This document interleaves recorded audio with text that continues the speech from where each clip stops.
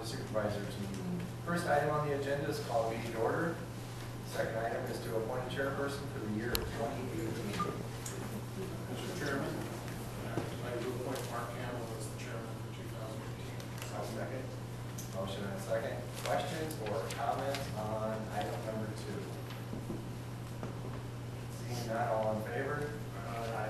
Opposed? The motion carries. Item number 3 is to appoint a vice chairperson for the year of 2018. Mr. Chairman, I motion to appoint Keith Nicole as vice chairman for 2018. I'll second it. We have a motion and a second. Questions or comments on item number 3? Seeing none, all in favor? Aye. Opposed? And the fourth item on the agenda is pledge of allegiance. I pledge allegiance to the flag of the United States of America and to the republic for which it stands, one nation, under God, indivisible, with liberty and justice for all. Thank you. Item number 5 is to approve the agenda as presented. Mr. Chairman, I'll provide 5. Second. Motion and a second. Questions or comments on the agenda? All in favor? Aye. Opposed? The item carries.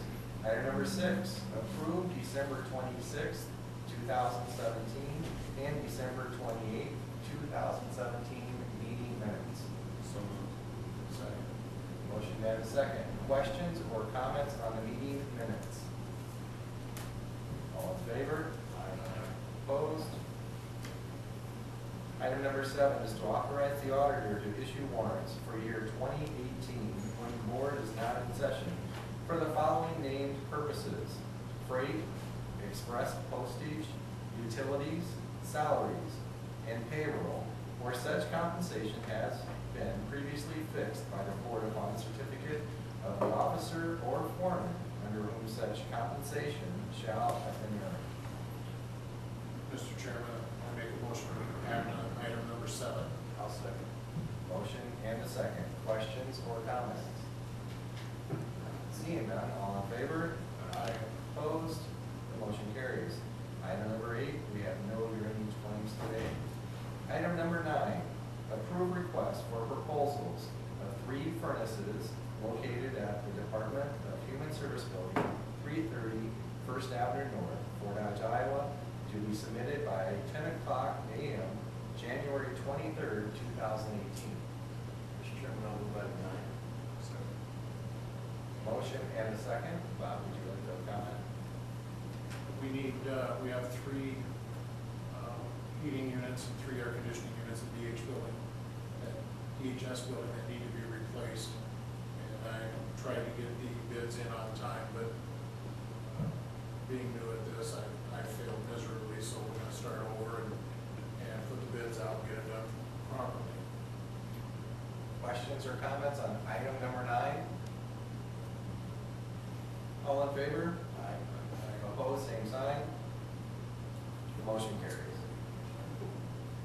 Item number 10 is to approve assignment of county-held tax certificate number P130006, parcel number 151-227-6002, Southwest Lehigh Incorporated, original town, Wilson and Funk subdivision of H, I, and K, Block 18, Lot 14, Lehigh, Iowa, in the amount of $231 to James W. Cunningham.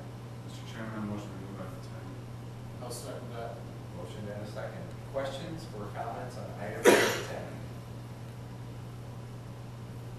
Seeing none, all in favor? Aye. Opposed? The motion carries. Item number 11, Iowa Central Community College President Dan Kinney to present information on the February 6, 2018 bond referendum.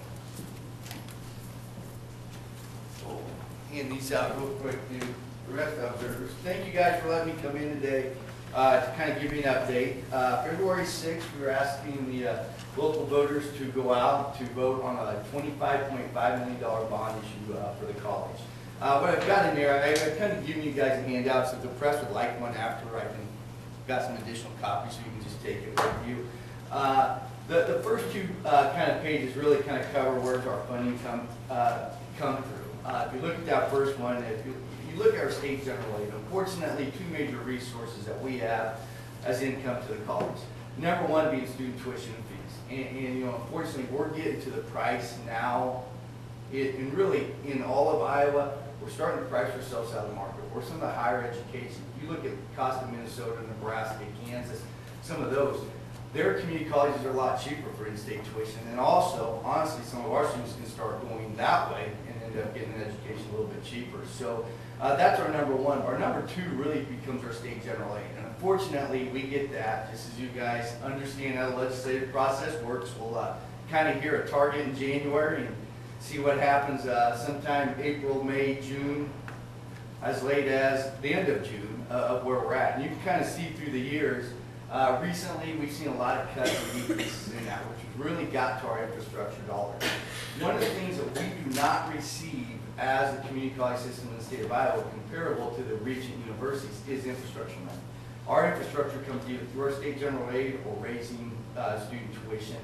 And if you really look at your tax bills, approximately about 4%, in fact in Webster County, 4.13% of your tax bills goes towards the college. The remainder of that goes to city, counties, and the school districts itself. So the next slide here, really, this is a slide that I love to show out there. And it goes to legislators a lot. Here, I'm going to pull this one up. This is one I do like. If you really look at how we're funded in the state of Iowa comparable to the regions institutions, the regions receive approximately a little over $10,500 per head. If you go down to privates, they're a little over $4,000. If you go down to us, we're just a little bit over $2,400. So there is some not real equal sharing of state government or state dollars that we get through the state general aid system when it comes to that. You know, that's been a push of us as community college systems, hopefully getting that up. If we just got it up to where the privates were through the Iowa grants, you know, I'd be very happy. I mean, just that type of an increase, especially if we could even get it up closer. So unfortunately, you know, with our state general aid, and we've had it being cut, but there's still not a large share into there. So where's this bond issue go? It's $25.5 million. If you guys remember, a little over a year ago in about a month, we asked the voters to go out for $29.5 million. Unfortunately, that bond failed by just a little under 150 votes. So we're very close in regards to that. Now, what did we learn? One, I don't think we got out and sold it as good as we needed to. I think a lot of people were very confused in regards to where it was going and things like that. So I think we're doing a better job. We're getting out there. You're going to see now that the holidays are over, you're going to see a lot more in the newspapers and different things like that to where we're going. But just kind of an overview and really what are probably the main topics on this. This number one is infrastructure. You know, we just celebrated our 50th anniversary just a little over a year ago. That's as a merged area. That's not, you know, we date back in the 20s before Dodge Junior College, Eagle Grove Junior College in Webster City. But in 1966, the Merged Act pushed together the Iowa Central. So, celebrated our 50th anniversary. Well, unfortunately, a lot of our buildings celebrated their 50th anniversary too. So we have an aging infrastructure out there. When our buildings were built a little over, well, 40 to 50 years ago, we were not ready, or we did not know the technology and what was going to happen out there and what's going on in the classrooms. We need a lot of upgrade, a lot of electrical upgrades into our facilities to keep up to date just with the technology that's coming out now, and what business and industry to continue that training. We added a robotics lab 3 years ago in our science applied technology building. We were at capacity of the electrical load in it. We've got to bring in additional service into those facilities to keep us going forward, keeping kind of just ahead on that, what I say cutting edge of what a business industry is seeing out there. So we're training the workforce for the jobs that we have. If you look within our region, we have over 1,500 unfilled jobs out there. How do we keep doing that? So a lot of this is going to infrastructure, STEM, science, technology, engineering, math, and you see an additional M on there. That's our medical, you know, our allied health. I mean, what's happening in an aging population and the needs of our, you know, our hospitals, our nursing homes, our doctors here locally. So we really started really concentrating on that, because if you look at any business industry in the region, STEM is involved. So we focused, created a new division, really trying to update and expand those. As I said, our infrastructure is older. Our roofs are, you know, well have lived on. Their legacy is a lot longer than we expected. But unfortunately, without infrastructure money, we've had what I call the deferred maintenance plan. We keep pushing it back. We had a unit go out just the other day on our liberal arts building. I mean, $97,000 that I didn't budget, and I can't budget. It's hard to budget that kind of stuff into there. So with this, we'll be able to get those upgrades in there to continue to move forward. I think the other really is the workforce, supporting the business and industries that we have within our region. But more importantly, how do we keep our youth at home? We've got great jobs. We've got great careers that are happening and coming to our whole region, the 9 counties that we serve, not just Webster County. And how do we continue to keep our youth? How do we educate them? How do we expose them to that STEM, or more importantly, to the career and technical education programs, careers that are out there through our different programs? So big emphasis is really looking on that. Now, I think something that'd be probably more of interest to you guys as supervisors a little bit.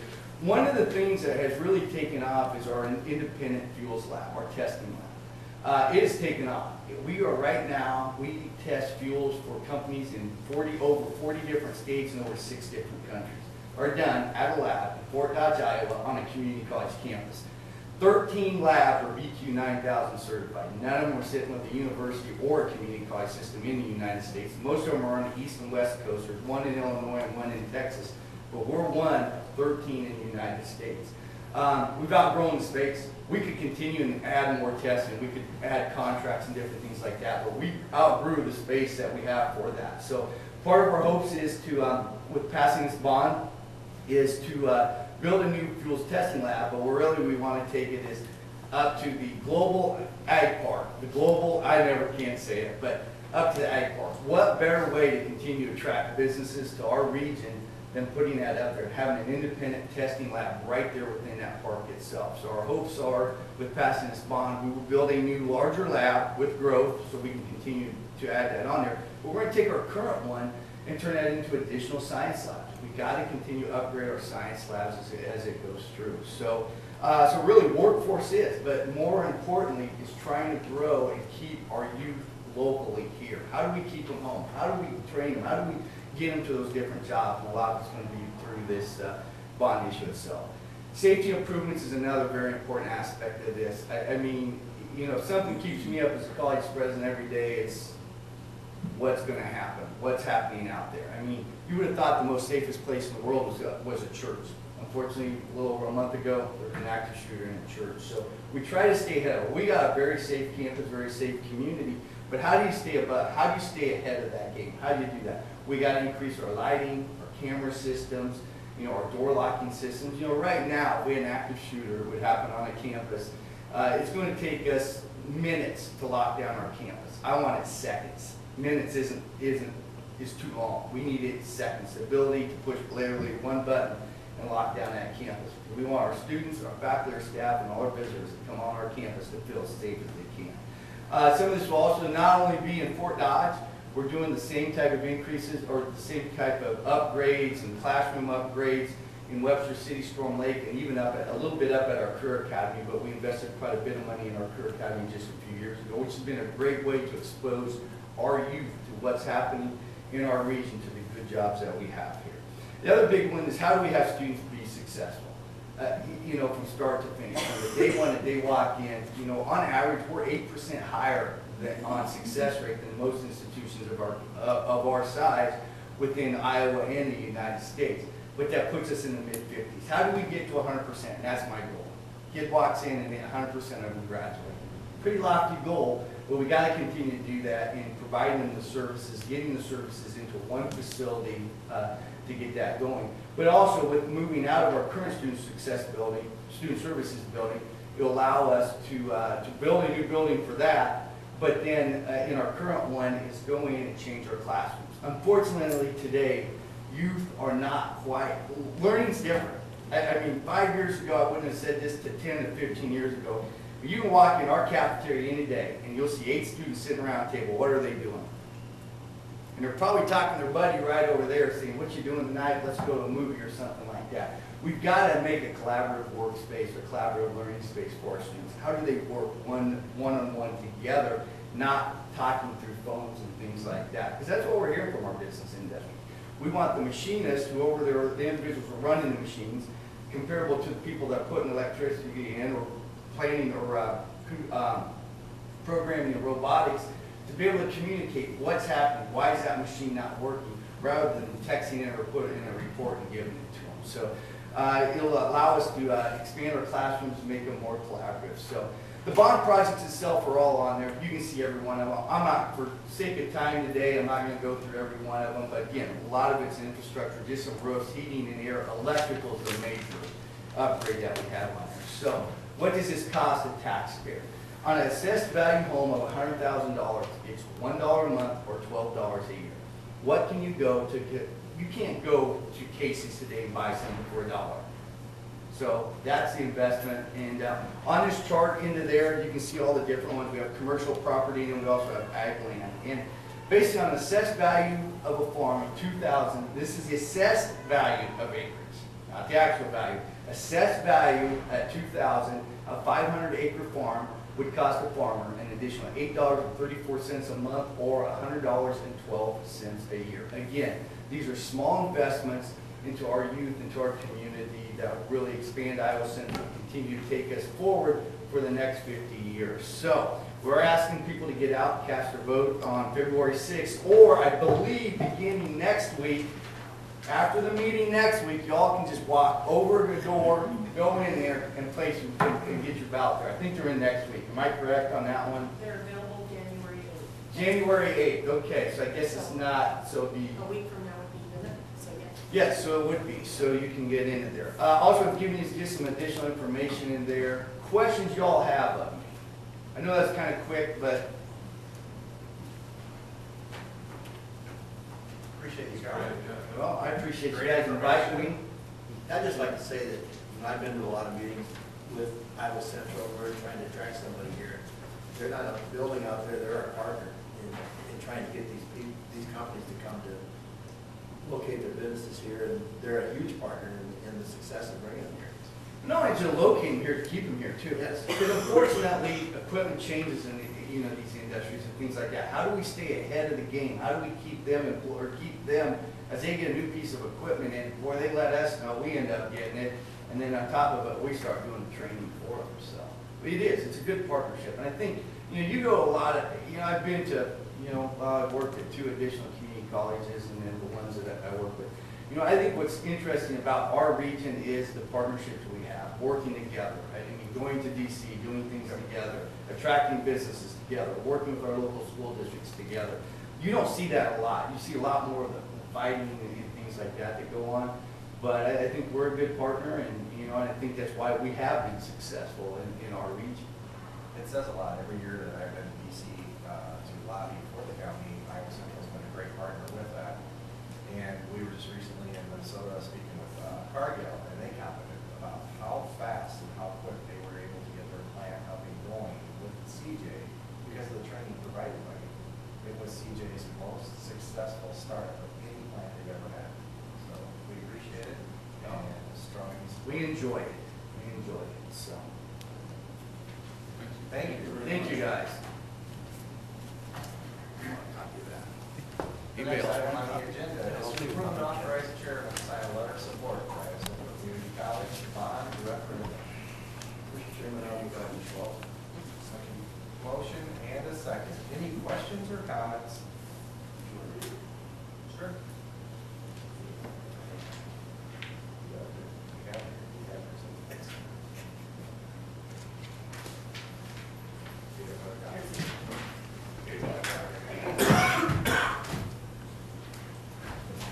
Dear Dr. Kenny, we are writing to let you know we support the Iowa Central Community College 2018 bond referendum for $25.5 million. Webster County supports the requirements necessary for you to serve and equip members of this region. These funds will support high school career partnerships, training, student success center, science, technology, engineering, math, and medical fields, fuel testing labs, and research center, along with the physical infrastructure improvements and increased safety and security. Through Iowa Central Community College, we will continue with our economic growth and growing stronger communities through education and opportunity. Thank you. Questions or comments? All in favor? Aye. Opposed? The motion carries. Thank you, guys. The next item on the agenda is the citizens' opportunity to address the board with anything not on the agenda. Seeing none, we do want to make an announcement that the Webster County Supervisors plan to fill the vacancy of our current county attorney by appointment. Anybody interested in being appointed for the interim may contact the auditor's office and have something into her by the 13th of January. We'll put out a public notification, the 16th of January. 16th of January, public notification will be put out this week in the paper with all the details. And we look forward to getting that position filled. Board of Supervisor Committee reports. Nothing this week. Brad? Okay, all right. They have to have it to us by the 16th, or is that what you're saying? Will that work? Well, I'm just trying to remember what this is. I think it will. Okay. It's for, 14th is our 14th is when her resignation. We have Right, 40 and then days you have after. 40 days after that. We kind of measured